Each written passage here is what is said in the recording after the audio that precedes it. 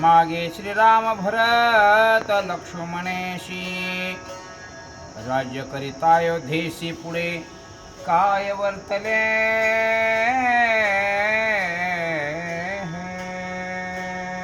श्रीराम जय राम जय जय राम राम कृष्ण हरी लोकाभिरामं रणरंगधीरं राजीवनेत्रं रघुवंशनाथं कारुण्यरूपं करुणाकरन्तं श्रीरामचन्द्रं शरणं प्रपद्ये पुंडलीकवरधारी विठ्ठल श्री ज्ञानदेव तुकाराम प्रभु रामचंद्र भगवान की जय पवन सुत हनुमान महाराज की जय शस्त्रगुण गेला मधुपुरीशी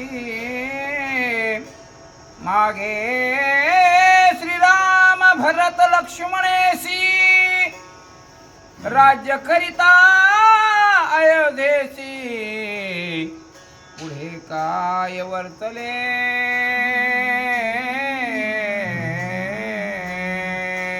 चरितं रघुनाथ शतकोटि प्रविस्तरम् एकैकम् अक्षरं पुंसा महापातकनाशनम. प्रभू रामचंद्रांना वंदन, हनुमंतरायला वंदन, ग्रंथकर्ते नाथराय गावोबा काकाच्या चरणी वंदन, श्रोते सज्जनांना वंदन करून कथाभाग 61व्या अध्यायाला प्रारंभ करत असताना गावोबा काका वर्णन करतायत शस्त्रगुणाला ज्या ठिकाणी राज्य नेमून दिलेलं आहे मधुपुरीचं, त्या मधुपुरीच्या राजाच्या ठिकाणी शस्त्रगुंजी निघून गेले. इकडे आपल्या इतर दोन बंधू समवेत लक्ष्मणजी आणि भरतासमेत प्रभू रामचंद्राचं राज्य चाललेलं आहे.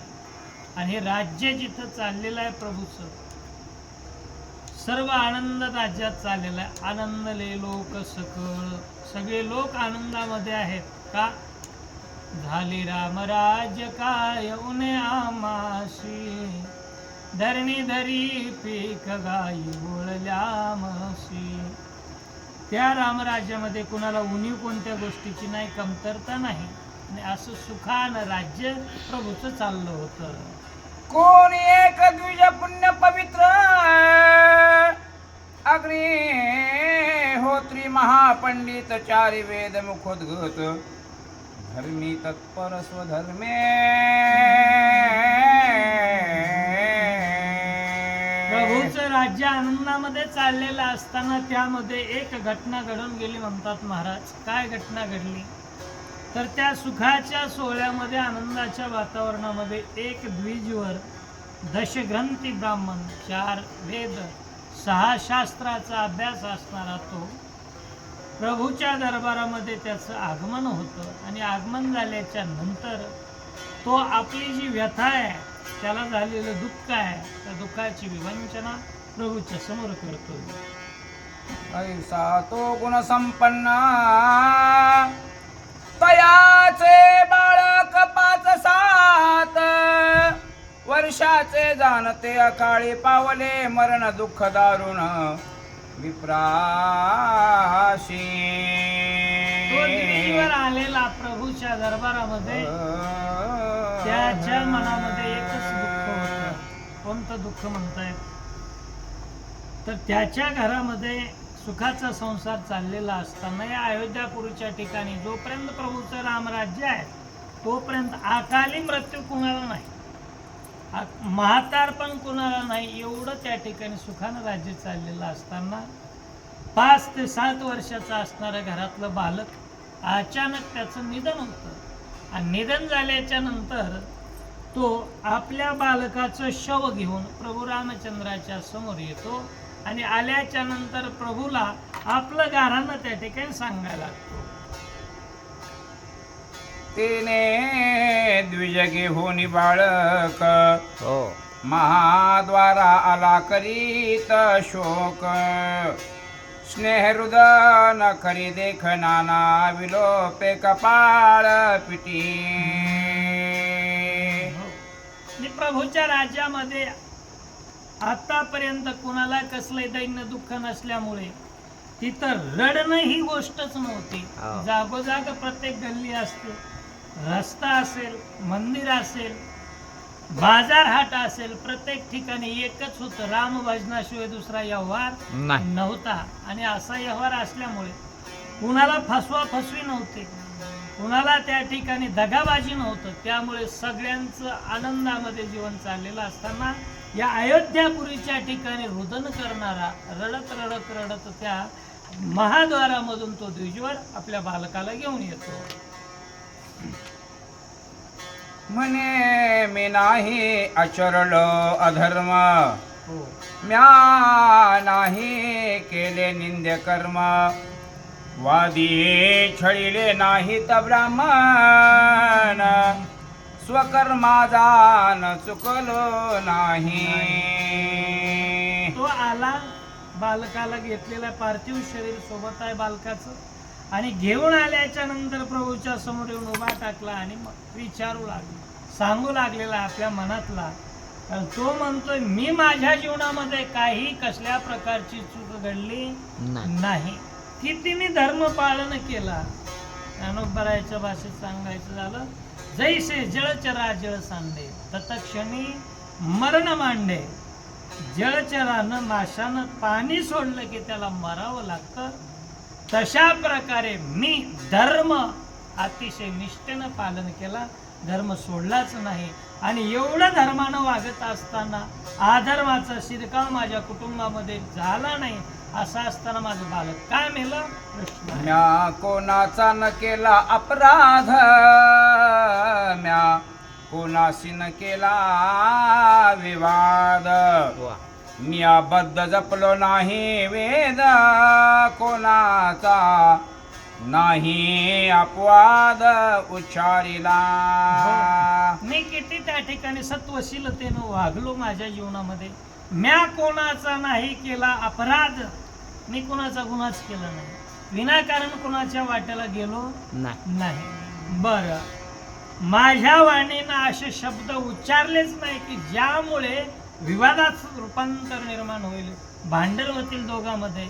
म्हणजे विवादाचं कारण सुद्धा माझ्याकडून घडलं नाही. नाही. मग एवढं सुचिरभूत त्या ठिकाणी जगणं असताना अधर्म माझ्याकडून झाला नाही, धर्माचं आचरण करीत असताना का माझं, म्हणजे माझ्या घरामध्ये खेळता असणारं लेकरू का मरण पावला असेल, असा प्रश्न आहे त्याचा. 25 वर्षाचे माझे बाळ, तारुण्य जरा न येता केवळ, साधूचिया काळ खेळ वेळ, माझे ताने बाळ हरिले कैसे. हो, नियम आहे. कारण जन्म म्हणलं की मृत्यू आहेच ठरलेला आहे. पण त्यालाही काही म्हातारपणा होऊन माणूस मेला की माणूस म्हणतो जीवनाचं सोनं झालं. म्हातारपण पुढं आपत्ता होण्यापेक्षा गेलाय ना चांगलं झालं असं प्रत्येकाला वाटतंय. पण एखाद्याच्या घरामध्ये तारुण्यावस्थेमध्ये बाल्यावस्थेमधलं लेकरू ज्या वेळेला जातं त्यावेळेस अगणित दुःख होतं. म्हणू लागला 5 वर्षाचं माझं बाळक आणि एवढं चांगलं वागत असताना का गेला असेल, अचानक त्या ठिकाणी काळा निघाला, का घातला. रघुनाथ राजी पूर्ण आयुष्य काळाचा, तेथे नाही प्रवेश, हो. अधर्माचा नाही लेश, तरी मी का क्लेश पावलो. प्रभू रामचंद्राच्या राज्यामध्ये आयुष्याची गणना किती होती? आपल्या कलियुगामध्ये शत गणिले ते अर्धरात्र हाय. हाय. 100 वर्षाचं आयुष्य आहे. पण कृतायुगामध्ये 1,00,000 वर्ष आयुर्मर्यादा आहे. त्रेतायुगामध्ये 10,000 वर्षाच त्या ठिकाणी आयुष्य आहे. पण एवढं आयुष्य असताना चुकलं का? कृता त्रेता द्वापारमध्ये 10, 1,00,000 वर्षाचं आयुष्य आहे त्रेतायुगामध्ये. मग 1,00,000 वर्षाची आयुर्मर्यादा असताना माझं 5च वर्षामध्ये का बालक मेलं, हा प्रश्न. म्हणजे रघुनाथ प्रभू रामचंद्राच्या राज्यात असं माझे का घडलं? कुलते एक ताने जाण, कोणे पापे मा पावले मरण, तया सवे आम्ही प्राण, श्रीरामद्वारे देह सांड या प्रभू रामचंद्राच्या राज्यामध्ये जर एवढं आयुर्मर्यादा असताना एकुलतं एक माझं तान बालक जर निघून जात असेल, काळाच्या घशामध्ये गेला असेल, तर आम्ही तरी वाचून काय करायचंय? या समवेतच आम्ही त्या ठिकाणी आमचा देह त्याग करू, प्रभू रामचंद्राच्या दरबारात करू असं निश्चयानं. ऐसे पूर्वी नाही ऐकिले श्रीराम राज्ये अपूर्व झाले, या बराबर आम्ही सकळे आपुले देह पैत्याग. आम्ही आजपर्यंत त्या प्रभू रामचंद्राच्या राज्यामध्ये असं दुःख आलंय ऐकलंच नाही. आणि ही नवलावाची गोष्ट घडली, अपूर्व अशी गोष्ट घडलेली आहे. कारण प्रभू रामचंद्राच्या राज्याचं वर्णनच आहे की तुका म्हणे रामे सुख दिले आपुले, ते ने गर्भवासी येणे जाणे खुंटले. गर्भवासाला येणं आणि जाणंच खुंटून जातं. तर इथं अल्पायू जीव त्या ठिकाणी का याचा गेला असेल, आणि गेलाच असेल तर रामाच्या अधर्मामुळे गेलाय. म्हणून आम्ही तुमच्याच दरबारामध्ये याच्याबरोबर देहत्याग करू. श्रीरामाचे अधर्मे करून हो. माझे बाळक पावले मरण, यधरती काही संध्या जान अनुप्रमाण असेना. सचोटीनं जीवन जगणारा माणूस असल्यामुळे आणि सात्विक जीवन जगलेला असल्यामुळे त्याला माहित होतं आपल्याकडून चूक घडलीच नाही. मग चूक घडली असेल तर राजाकडून चूक घडली असेल, आणि राजाकडून घडलेली चूक त्याचं फळ प्रजेला भोगावं लागतं. या न्यायानं प्रभू रामचंद्राच्या राज्यामध्ये काहीतरी अधर्म घडलाय आणि त्यामुळं माझ्यावर हे दुःख आलंय असं तू म्हणतो. ऐशी द्विजोत्तमाची करुणा ऐकुनी जानकी रमण, बाळक दुःखे तया जाना थोर खेद पावला. प्रभू रामचंद्राच्या एवढ्या राज्यामध्ये सुद्धा आतापर्यंत अशी वार्ता स्वप्नात देखील कुणा ऐकलेली नव्हती. मग असं असताना एका बालकापोटी, बालकाच्या दुःखापोटी एक पिता त्या ठिकाणी किती दुःख करतोय ते प्रभूने पाहिलं. आणि माझ्या राज्यामध्ये असं का घडलं असं याचा खेद प्रभूला झाला. आणि प्रभू पुढं काय करतायत आहे? श्रीरामे बाळ देखून अत्यंत करुणा उचंबळण, स्वयं बैसले तेही जन, सभे बैसले तेही जन, थोर आश्चर्य पावले. करुणानिधी असणारा भगवान परमात्मा त्याचं वर्णनच केले. श्रीराम दीन दयाळ, श्रीराम स्वे स्नेहाळ, श्रीराम कृपा कल्लोळ, प्रणतपाळ श्रीराम. असा असणारा परमात्मा, या परमात्म्याचं हृदय उचंबळून आलं, दुःखाचा उमाळा दाटून आला त्या बालकाकडे पाहिल्याच्या नंतर. आणि प्रभू पुढे काय करतायत ऐका.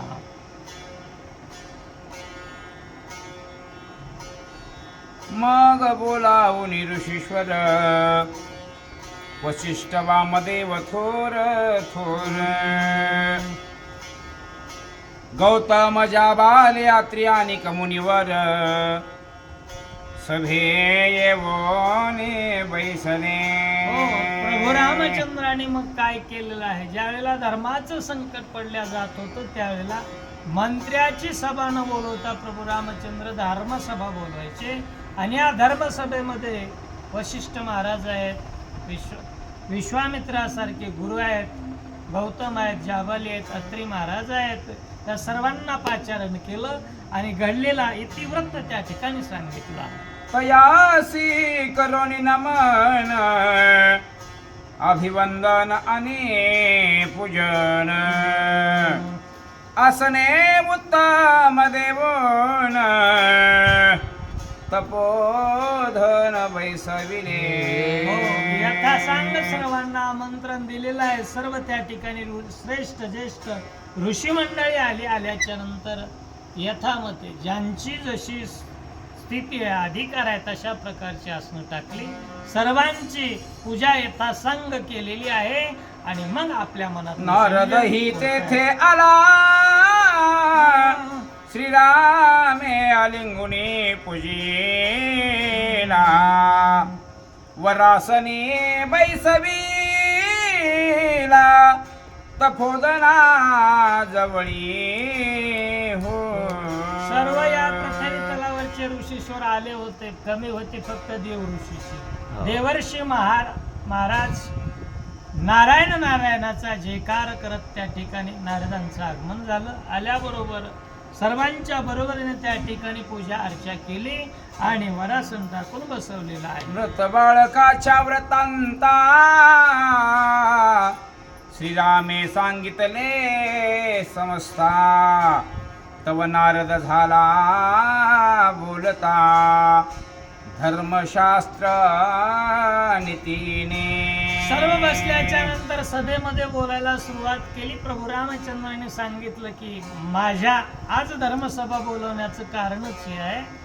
माझ्या राज्यामध्ये आतापर्यंत अल्पायू कुणी मृत्यू पावला नाही, पण अचानक एक बालक 5-7 वर्षाचं मृत्यू पावलंय.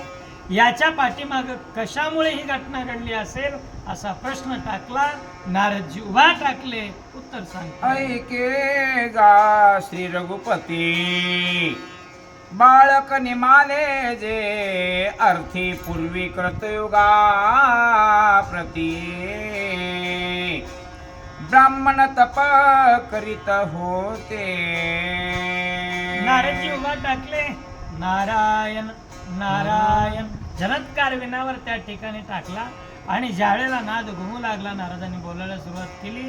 प्रभू ऐका, पूर्वीच्या काळामध्ये कृतयुगामध्ये 4 वर्णापैकी ब्राह्मण जे आहेत त्या ब्राह्मणांनाच फक्त तप करण्याचा अधिकार होता. कृतामध्ये ब्राह्मणाने तप करायचं बाकी.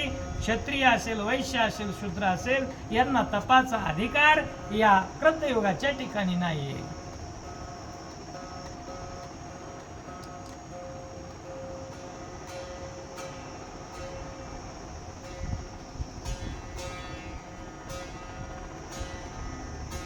विप्रा वेगळे तपी तत्पर इतराचे नाही अधिकार. त्रेतायुगाचे ठाई राजन्याधिकार तपी असे राजेंद्रा.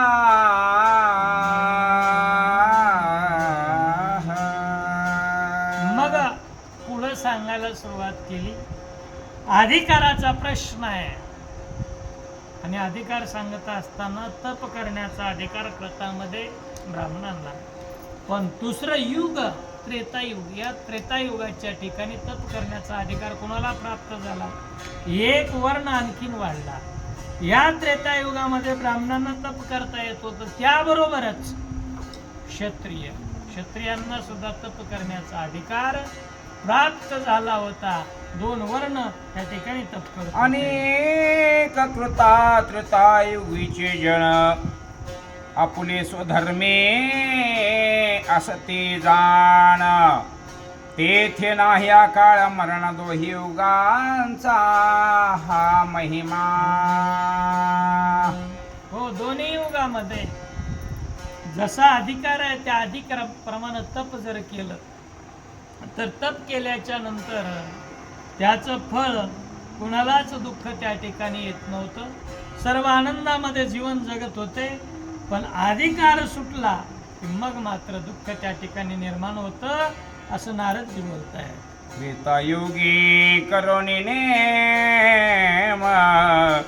स्थापिले 4 वर्ण उत्तम.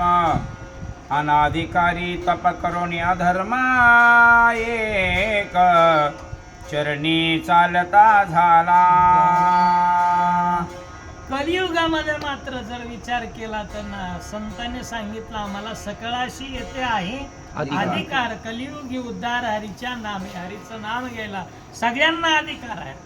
पण त्रेतायुगाच्या ठिकाणी जर हा अधिकार सर्वांना नव्हता तप करण्याचा, आणि म्हणून तो तप करण्याचा अधिकार अनाधिकारानं वापरल्यामुळे हे संकट त्या ठिकाणी निर्माण झालंय, असा प्रश्नाचं उत्तर नारदजी. अधर्माचा प्रथम चरण श्रीरामा प्रवर्तला जाण. ही राष्ट्रीय अनाधिकारी साधन करिता ती जाणते मृत्यू पावे. म्हणून प्रभू रामचंद्र अधर्माचा एकच पाय, पशु असतील तर 4 पाय आहेत, त्या अधर्माच्या एका चरणामुळे एका पायामुळे त्याचा प्रवेश झाल्यामुळे झालं काय, अनाधिकारानं तप केला आणि तपाचा परिणाम झाला असा की अकाली मृत्यू तुमच्या राज्यामध्ये आलाय, असं नारदजीने कोड सोडलं. अनाधिकारी करिता तप, अनाधिकारी करिता जप, अनाधिकारी पूजा पडत घेती ते जना मृत्यू पुरा. मग ज्याला अधिकारच नाही असा अनाधिकारी जर तप करायला लागला, ज्याला अधिकार नाही असा जर जप करायला लागला, ज्याला अधिकारच पूजेचा नाही असं पूजा अर्चना करू लागला, तर त्यामुळे अनाधिकारी माणसानं केलेल्या या कृत्यामुळे, या साधनामुळे प्रभू रामचंद्र तुमच्या राज्यामध्ये या घटित घडलेला आहे. त्रेतायुगा भितरी तप करीती वैश्य शूद्र अनाधिकारी, तयाचे पापे पिडा भारी, रायासी होय राजेंद्रा. हे राजा ऐका, या त्रेतायुगामध्ये पहिला दोघांनाच अधिकार आहे तप जप करण्याचा, पण जे 2 वर्ण आहेत वैश्य आणि शूद्र,